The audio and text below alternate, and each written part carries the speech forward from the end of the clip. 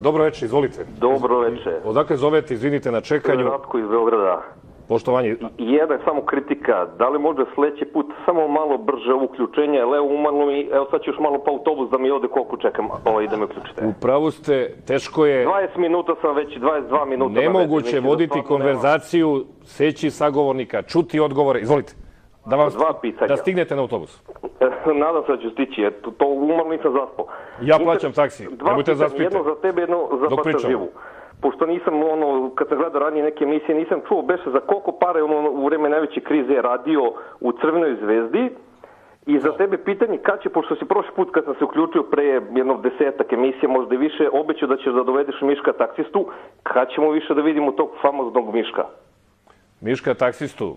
Obećao si, rekao si... Držimo ga, Miška taksistu, pobratima velikog trenera Slaviše Stojanovića držimo u ilegali. Pa što bre?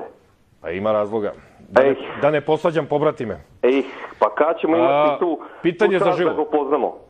Poznaćete čovjeka. Ako postoji uopšte? Postoji. Postoji? I iz istinski postoji, vozi taksi čovjeka. Dobro. Da čujete odgovor od žive. Da. Pa dragi moji prijatelju, ja sam sretan, to je Rajko Mitić meni rekao, što sam radio u Crvenoj zvezdi za 10 maraka. A sad ću vam reći koji je stil bio. Stil je bio da prvog zaradiš recimo 4 pobjede 400 maraka, plata 100, to je 500. A isplata je bila 20. Devalvacija, trange, frange i tebi dođe 10. Trebao si da preživiš.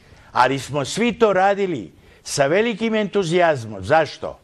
Što u mojom srcu, u mojim venama teče zvezdina krv. Ja sam u stanju sve da uradim i zato me srce boli.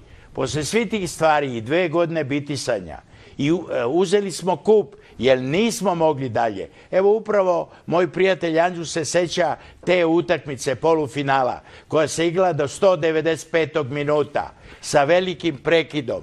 Da smo mi otišli u finale, uzeli bi kup i uzeli bi i prvenstvo sa drugoligaškim igračima. Prema tome, danas kad čujem ove i neke igrače ili trenere kao fond, u Minhenu je milijarda, a naš je fond za nabavku igrača 10-15. Pa dosta više, bre, tog foliranja. Radite za 2 marke, ako hoćeš, hoćeš. Ako nećeš, marš napolje. Ima ko hoće i ko voli u ovoj zemlji i klub, i ulicu, i zemlju, i radit će i bit će sa svojom sirotinjom. Jer Crvena zvezda je siromašan klub i ima svojih 20.000 siromašne dece koja dođe i po kiši i po snegu i navija. Zvezda je uvek manje plaćala i od Hajduka i od Dinama 5 puta. A od Partizana 2 puta. Pa nikad nije bilo love. Zvezda je manje plaćala nego Rijeka u istoriji fudbala. Pa nije bilo tople vode. Anđuse. Izvolite. Samo još jedno da sam ovako da pitam, u stvari i poruka jedna grobarima da se bliži polako, ali sigurno zvezdino proleće. I sledi sledeće. Indija, Pakistan, prijatno. Živeo. Dobro je, da se, okej, originalan. Ja cenim ljude koji srcem... Ne, ja cenim ljude koji imaju hrabrosti da kažu. Kada bi u fudbalu nestali navijači, fanatici, fudbal ne bi ničemu. Pogledajte Engleze one na stadionu. Pa jasno. Oni se skinu goli